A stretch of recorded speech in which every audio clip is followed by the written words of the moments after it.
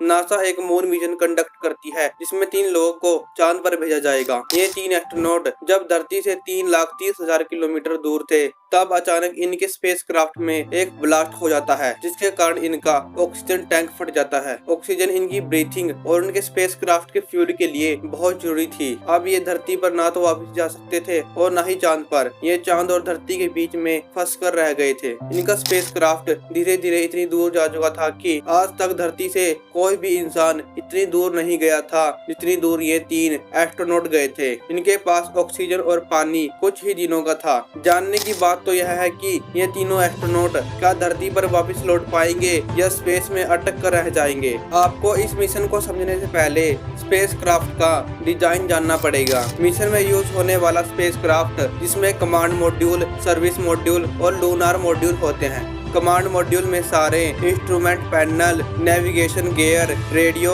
Life support system सब इस command module में होते हैं। दूसरा हिस्सा है सर्विस मॉड्यूल, इसमें फ्यूल सेल्स, ऑक्सीजन टैंक्स और हाइड्रोजन टैंक्स होते हैं। कमांड एंड सर्विस मॉड्यूल को मिलाकर इसे command and service module CSM भी कहते हैं। लूनार मॉड्यूल का काम होता है कि चांद पर जाकर उतरना और काम खत्म होने के बाद CSM मॉड्यूल से जाकर जुड़ जाना। 11 अप्रैल 1970 को केप कैनेडी स्पेस स्टेशन से अपोलो 13 मिशन का स्पेसक्राफ्ट लॉन्च हुआ था। 13 अप्रैल 1970 को यह स्पेसक्राफ्ट धरती से 3,30,000 किलोमीटर दूर जा चुका था। तब धरती पर बैठे हुए फ्लाइट कंट्रोलर एस्ट्रोनॉट फिगर्ड को कहते हैं कि जाकर ऑक्सीजन लेवल को एक बारी चेक करो। यह एक ऑक्सीजन का रूटीन चेक होता है। सर्विस मॉड्यूल में मौजूद ऑक्सीजन टैंक का जब चेक हो रहा था तब अचानक एक धमाका होता है जिसके कारण स्पेसक्राफ्ट का दूसरा ऑक्सीजन टैंक ब्लास्ट हो जाता है और पहले ऑक्सीजन टैंक में छेद हो जाता है जिसके कारण ऑक्सीजन लीक हो रही थी। जब वो इंस्ट्रूमेंट पैनल पर देखते हैं तो लो पावर सप्लाई की वार्निंग लाइट फ्लैश हो रही थी। तब किस्मत से लोवल की नजर खिड़की से बाहर गई और उसने देखा कि सर्विस मॉड्यूल में ब्लास्ट हुआ है और ऑक्सीजन लीक हो रही है। प्रॉब्लम को देखते हुए मिशन कमांडर लोवल ने कंट्रोल रूम से कॉन्टेक्ट किया और उन्होंने कहा कि Houston we have a problem.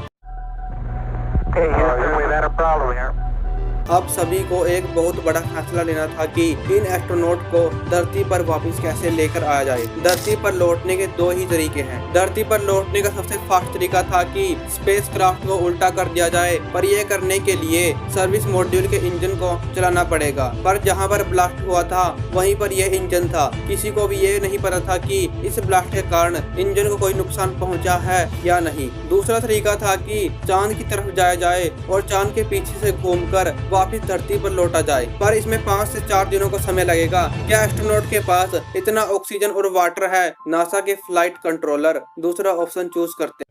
Okay, here we go. Mid-course correction for free return. वापिस लौटते समय एस्ट्रोनॉट लूनार मॉड्यूल को एक लाइफ बोट की तरह इस्तेमाल करेंगे। यह ऑप्शन सेफ था पर इसमें भी रिस्क था क्योंकि लूनार मॉड्यूल को इस तरह से डिजाइन किया गया था कि इसमें 2 ही लोग बैठ सकते हैं 20 घंटों के लिए। एस्ट्रोनॉट को कहा जाता है कि दिन में एक आदमी 200 मिलीलीटर से ज्यादा पानी न पिए क्योंकि उनकी पेशाब की क्वांटिटी के कारण स्पेसक्राफ्ट की डायरेक्शन बदल सकती थी। उनको कहा जाता है कि सभी इलेक्ट्रॉनिक इंस्ट्रूमेंट बंद कर दें क्योंकि इलेक्ट्रिसिटी को बचाना बहुत जरूरी है। तीनों एस्ट्रोनॉट लूनार मॉड्यूल से कमांड मॉड्यूल में आ जाते हैं क्योंकि कमांड मॉड्यूल को ही धरती में वापस री एंट्री लेने के लिए बनाया गया था। उनके सामने एक और बहुत बड़ी प्रॉब्लम आती है कि धरती में वापस आने के लिए एक खास तरह के एंगल को सेट करना होता है। यदि यह एंगल गलत हो जाता है तो स्पेसक्राफ्ट ब्लास्ट भी हो सकता है और धरती इसे बाउंस बैक करके अंतरिक्ष में भी भेज सकती है। किसी तरह से हॉस्टल में बैठे हुए साइंटिस्ट